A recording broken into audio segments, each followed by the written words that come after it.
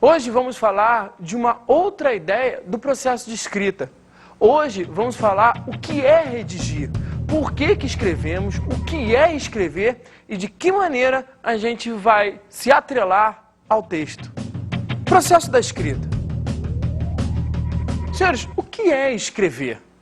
Escrever é um ato de adequarmos um pensamento nosso numa folha de papel ou em qualquer lugar onde a gente possa registrar esse nosso pensamento. Há uma grande diferença entre a fala e a escrita, que foi o primordial que nos levou a escrever. O problema da fala é que ela, com o tempo, se perde. Vamos fazer um exercício bem fácil. Tente lembrar o que você falou no começo do seu dia. Tente falar, tá? Tente lembrar o que você falou há 10 anos atrás. Aí é que vem a necessidade de escrever, registrar para a eternidade ou para um momento que seja específico no futuro. Se a gente tem conhecimento da Bíblia ou de qualquer outro texto da nossa antiguidade, se deve ao registro que algum autor fez. Por isso que escrever é registrar, é colocar para a longevidade uma ideia de um tempo remoto ou dos nossos tempos. Agora, por que escrevemos? A necessidade da escrita não se deve somente a essa tentativa de registrar. Quando a gente pensa em escrever, a gente pensa também nesse trabalho de compreensão de mundo. Querer mostrar essa sua compreensão de mundo, independente de qual seja, vai se dar pela necessidade de questionar. Se eu ficar somente falando e questionando, esse questionamento com o tempo se perde. Por isso que registrar esse questionamento, e principalmente pelo fato de nós não confiarmos mais na palavra dita de um homem, é que passamos a escrever. Se você pensar muito bem na escritura da casa ou do apartamento em que você mora, ou em um contrato que você vai fazer com algum empregador, hoje em dia você precisa especificamente do texto escrito, do papel. Então por que nós escrevemos? Porque nós não confiamos mais nas palavras dos homens. A palavra dita perdeu o seu sentido com a busca pela modernidade. E o papel se tornou o aliado mais importante para que essa confiança não fosse perdida. Agora vamos falar da escrita ao longo das eras. Vamos entender a escrita rupestre. Imagine, como é que a gente tem conhecimento de que houve uma evolução da espécie humana e que ela conseguiu agregar o raciocínio lógico à sua evolução? Se hoje em dia nós entramos numa caverna, vimos um desenho ou qualquer outra tentativa de passar uma mensagem, aquilo é uma escrita. A imagem de um texto não tem que se resvalar somente na palavra, no termo que nós conseguimos ler, mas sim na mensagem que nós buscamos. Então, quando a gente vê que algum homem na pré-história desenhou um cavalo, desenhou um boi, ou desenhou vários seres humanos à sua volta, tá? A gente já começa a entender que houve um princípio de organização de sociedade. A escrita rupestre foi a forma como o homem, tá? O homem da pré-história, encontrou para mostrar a sua visão de mundo. A gente vê ali aquela organização, se a gente entende aquela organização ou aquele princípio de organização, se vê do que a gente consegue perceber daqueles desenhos. Então a escrita rupestre foi a necessidade de redação, foi a necessidade de mostrar do homem daquela época o que ele já estava pensando. Olha o que eu acabei de falar, a escrita mostra o que nós pensamos. A escrita cuneiforme já nos demonstra que há uma organização de sociedade, há uma organização linguística e que os seres que as usam, tá, já conseguem ter um aporte teórico sobre o processo de comunicação. O que é o processo de comunicação? É exatamente esse contato que nós estamos tendo. Eu estou falando a minha mensagem, eu estou mostrando o meu ponto de vista, eu aqui estou mostrando o que é o significado da escrita cuneiforme, e você aí do outro lado está entendendo o que eu estou falando porque eu estou usando língua portuguesa. A escrita cuneiforme já é o princípio de organização de um alfabeto, de estruturas simbólicas que indicam uma vogal ou uma consoante. Para ser mais exato, indicam o uso de um fonema. Se a gente fala o A e desenha o A daquela forma, se deve a esse registro, a essa ideia semelhante do fonema. Os ideogramas é a escrita através de sinais. A gente vai entender o seguinte, a linguagem dos japoneses, o alfabeto japonês, tá? Ou a língua dos chineses, o mandarim, são exemplos, tá? Dessa linguagem por uso de ideogramas. Qual é a diferença do ideograma para a linguagem rupestre, já que a gente está falando de símbolos também? Na linguagem rupestre, tá? Na escrita rupestre, a gente encontra o quê? Desenhos de seres. Já no uso de símbolos do ideograma, o que a gente vai encontrar é que cada símbolo tem um significado totalmente específico. Então, toda vez que a gente desenhar aquele sinal, desenhar aquele símbolo, ele vai estar indicando um elemento. Semelhante à nossa escrita, onde a tentativa de encontrar um A, um B, um C mostra um fonema, para o ideograma, aquele sinal mostra uma ideia completa. Essa é a diferença primordial para a gente entender o que é o ideograma e o que é a nossa escrita. Por isso, vamos ver o seguinte texto. A origem dos ideogramas remonta a milênios e o significado deles é muito complexo. O Shodô significa o caminho da escrita e é desenhado pelos calígrafos que imprimem suas características pessoais da mesma forma como um pintor faz com suas telas. E tudo isso sem perder a legibilidade. O desenho de cada ideograma segue uma sequência própria que não deve ser alterada. O Shodô japonês tem origem aproximadamente 700 anos antes de Cristo, vindo da China e Coreia na bagagem cultural dos monges budistas. Através dos séculos foram sendo modificados e depois do século VIII incrementados com caracteres nascidos no próprio Japão. Atualmente existem 3 grupos de caracteres japoneses. No mais antigo, o kanji, cada ideograma tem um conceito completo. O hiragana e o katakana, os outros 2 grupos, comportam-se um pouco segundo os preceitos do alfabeto, formando junções de símbolos. O primeiro para palavras de origem japonesa e o segundo para palavras de origem estrangeira. Agora vamos entender as letras. Como eu tinha feito aqui a diferença entre o ideograma e a nossa escrita se elementa na transposição de um fonema.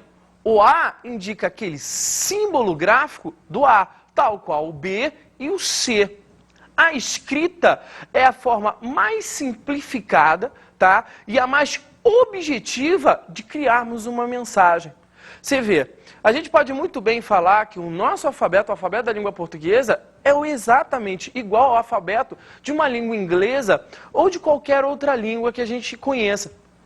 Só que cada um tem um recurso linguístico específico. Aí a gente já está falando de gramática, de sintaxe, de teorias diversas sobre classes gramaticais. O que a gente está resvalando aqui é a imagem do termo, do fonema e o que ele nos mostra como som. Agora vamos ver a escolha do que a gente vai escrever, a escolha do que escrever. Quando a gente está diante da necessidade de comunicar, a gente cria valores que vão ser importantes ao longo dessa nossa comunicação. Você vê, a comunicação não quer dizer somente escrita, é exatamente o que eu estou fazendo agora, eu estou me comunicando com vocês. Então agora vamos entender o que é a escolha da mensagem. Por exemplo, eu estou aqui falando para vocês, estou aqui me comunicando com vocês sobre a questão do que é redigir, do que é escrever e o porquê escrevemos. Falamos sobre os tipos de letras, os tipos de comunicação que o ser humano usa desde a sua pré-história até hoje. A minha mensagem está nessa questão do escrever e de como nos comunicamos. É aí que a gente vai ver que nós vamos entrar na chamada teoria da comunicação. Existe um eu que fala, um eu que recebe, e existe essa mensagem para criar essa comunicação seja estabelecida. Agora vamos entender então como é que se dá esse processo comunicativo. Imagina só, você recebe uma ligação, você atende, alô, você estabelece essa comunicação com o outro lado e a outra pessoa não fala nada. Qual é a ação que você tem? Você desliga o telefone porque você não sabe do que vai falar. Está aí uma das situações que gera o maior problema na comunicação do ser humano. Não saber o que falar. O gaguejar é um reflexo disso.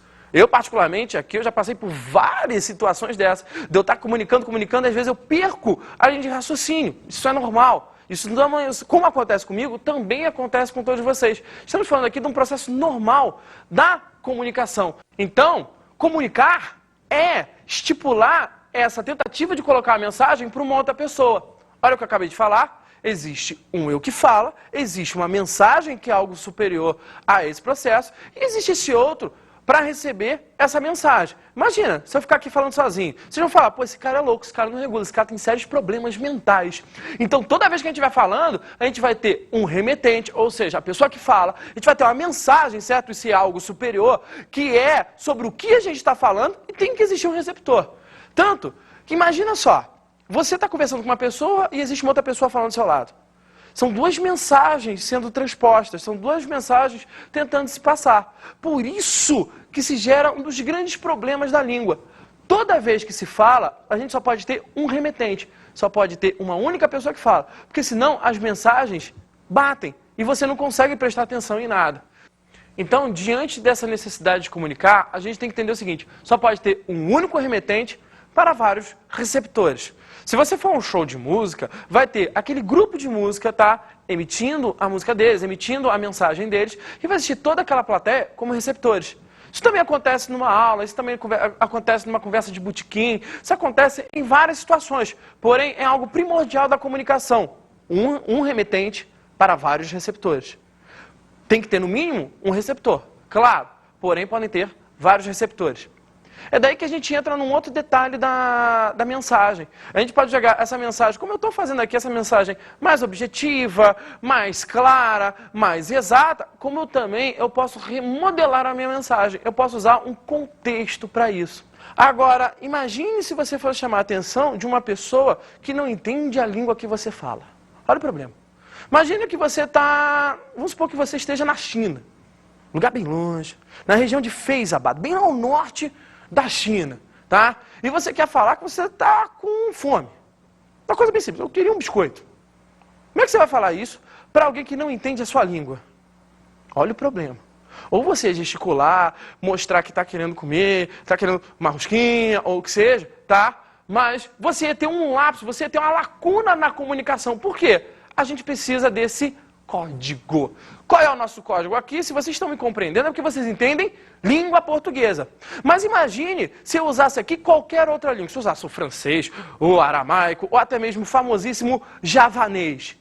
A gente ia ter um sério problema comunicativo. Porque vocês iam olhar eu aqui gesticulando, eu mostrando aqui a minha mensagem, e vocês não iam entender nada. Neca de pitibiriba. Agora, como é que você consegue entender esse termo que eu acabei de usar? Neca de pitibiriba. Gente, neca de pitibiriba quer dizer nada mais, nada menos do que nada. Você percebeu pelo contexto que eu criei. Olha de novo a imagem do contexto. Eu, com a minha mensagem, trabalhei essa mensagem não somente nesse campo mais objetivo, como eu estou fazendo agora, certo?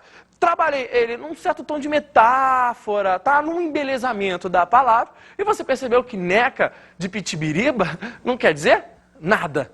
Então, gente, aí é que a gente vai entender a questão das funções da linguagem. Funções da linguagem, tá? É a forma da gente denominar esse tipo de ideia que eu dei aqui. Você vê, eu estou falando, função denotativa ou emotiva, certo? É o eu, a gente vai ter o uso desse eu. Tá? Função fática, olha, eu acabei de falar, função fática, é esse chamar a atenção. Gente, olha pra cá, galera, olha pra mim, certo? Isso é fático, tá? Esse galera, esse gente que eu acabei de usar, é uma forma de eu chamar essa atenção. Você vê, a mensagem eu posso tanto usar a ideia mais referencial, olha o que eu acabei de falar, função referencial, por ela ser objetiva, vamos falar das orações subordinadas, substantivas, objetivas, diretas, reduzidas de gerúndio. Essa é a nossa referência. Eu vou explicar para vocês o que são as orações. Eu vou falar para vocês como a gente vai classificar essas orações. E por aí a gente segue, certo? Agora, eu posso muito bem trabalhar essa referência, certo? Trabalhar essa mensagem pelo tom do contexto, o que a gente vai chamar de função poética. A linguagem exerce função poética quando valoriza o texto na sua elaboração, ou seja, quando o autor faz uso de combinação de palavras, figuras de linguagem, exploração dos sentidos e sentimentos, expressão do chamado eu lírico, dentre outros. Aí eu falo dessa tentativa agora de convencer, tá? De convencer esse receptor. Eu posso muito bem falar agora dessa forma da gente chegar ao outro lado, tá? A essa outra pessoa, a essa pessoa que a gente precisa convencer. Vamos falar agora da função conativa. A função conativa é aquela função onde o remetente, tá, impera, literalmente, impera sobre o receptor. Você já deve ter visto propagandas como beba Coca-Cola, olha como é que ordena, olha como é que impera. Compre batom, olha como é que impera. Ou então, faça isso para mim, certo? Estou usando o quê? O uso desse verbo no imperativo, tá? Desse verbo no imperativo afirmativo, e que dá uma ordem ao receptor. Você já deve ter escutado o professor de vocês falando assim, vamos lá, gente, copiem. Olha como é que o termo copiem é um termo que impera. Qual é a sua ação? Você vai pegar a caneta, vai abrir o caderno, vai fazer a anotação que ele quer. Senhores, vou ditar, copiem. Você vê, a situação aí, tá, indica essa conação, ou seja, essa imperação do remetente para o receptor, para esse outro lado que recebe a mensagem. Agora vamos falar da função que usufrui o código. Você vê, se nós aqui estamos nos compreendendo, é porque a gente está usando a língua portuguesa. A língua portuguesa é o nosso código primordial, mais necessário para que a gente se comunique. É daí que a função metalinguística, ou chamada metalinguagem, é aquela que vai usar o código, certo? É aquela que vai fazer o uso da língua portuguesa para explicar a língua portuguesa. Você vê, eu estou aqui tentando me comunicar, eu estou aqui falando para você, usando a língua portuguesa, fazendo uma análise da língua portuguesa, do processo de escrita usando a língua portuguesa. Você vê, isso tudo é metalinguagem. Isso aí que eu estou mostrando para vocês é uma forma da gente compreender o código que nós usamos. Claro, cada um tem a sua forma de escrever, cada um tem a sua forma de falar. Porém, todos nós vamos usar a língua portuguesa. Agora vamos ver uma enquete.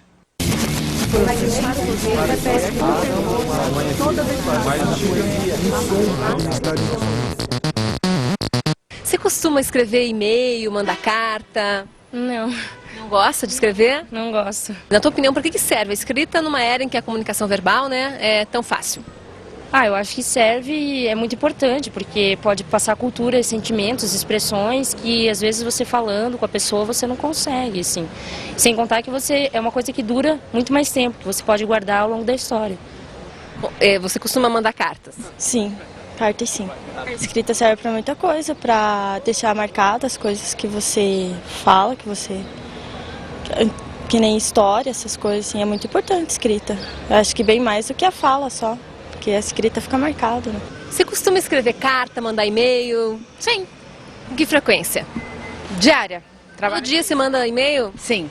E cartinha, assim, pelo correio? Cartinha não, tá mais em desuso. E para que serve a escrita, na tua opinião, numa era em que a comunicação verbal é tão fácil? Basta telefonar, ligar no celular?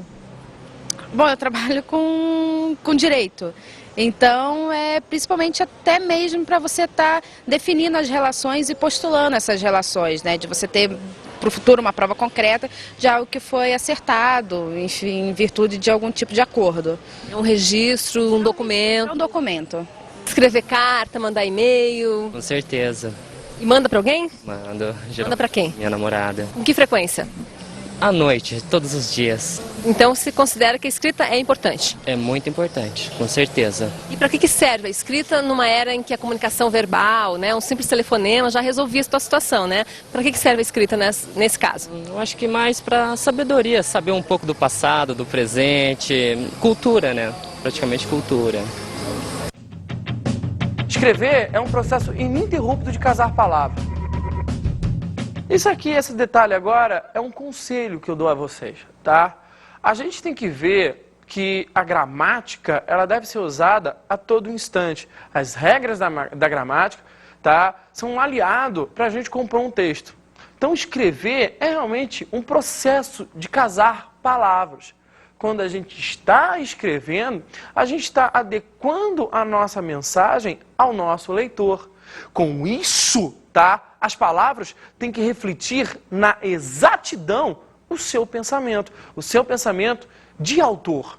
Então, quando for escrever, tente encontrar a palavra que melhor se adeque ao seu texto, que melhor se adeque à sua ideia, para que transmita com toda clareza e sinceridade a sua mensagem para o leitor.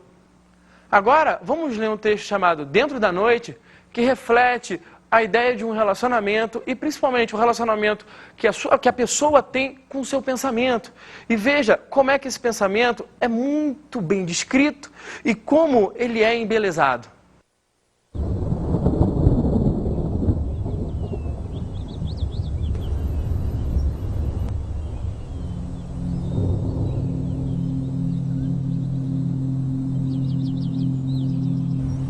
Você corria por dentro, eu corria por fora.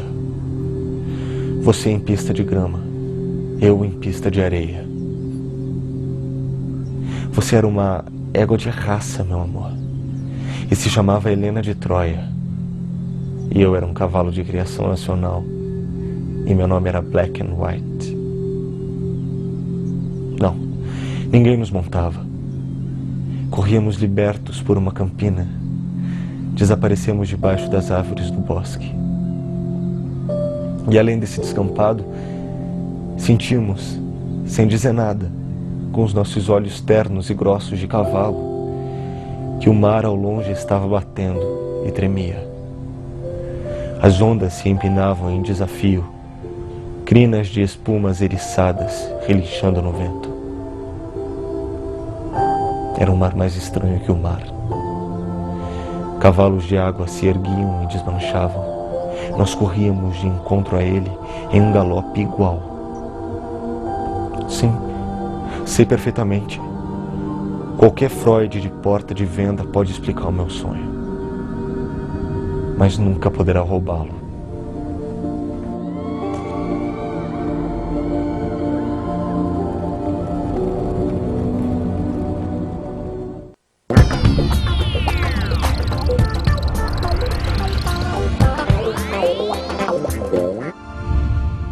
Os dois livros que eu indico para vocês são os seguintes. O livro de Manuel Pinto Ribeiro, Gramática Reflexiva, que é uma gramática muito boa, tá? Da editora Metáfora. E o livro de José de Nicola e Hernani Terra, Gramática, Literatura e Redação, da editora Scipione, que é um livro completo em sua magnitude. Até a próxima.